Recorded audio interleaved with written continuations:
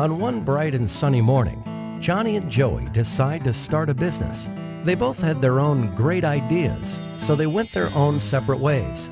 Johnny decided to start a brick-and-mortar store to sell his products. He rented out a nice building at a nice location. He hired a couple of salespeople. He printed brochures and flyers and direct mail pieces. He advertised in the local newspapers. And within a few weeks, Johnny started seeing sales and a lot of local customers. Johnny was excited, but he had a very high overhead and a very low profit margin, so he decided to wait to see some growth. Joey, on the other hand, decided to start an online store to sell his products. Joey got a nice-looking website with a nice little name. He hired a content writer. He invested in online marketing and got some help with SEO and email marketing. He advertised on different websites and signed up for pay-per-click advertising. And within a few weeks, Joey started seeing sales and a lot of customers from all over the country. Joey was excited since he had very low overhead and a very high profit margin, and he could not wait to see some growth. A year passes by.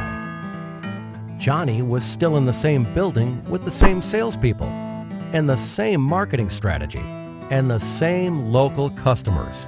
His overheads were still very high and his margins were still very low, so he decides to wait another year to see some growth. Joey moved to a new office, hired more people, and kept getting a lot of new and repeat customers from all over the country. His overheads were still very low and his margins were still very high, so he decides to start another online store to sell a different line of products. Another year passes by.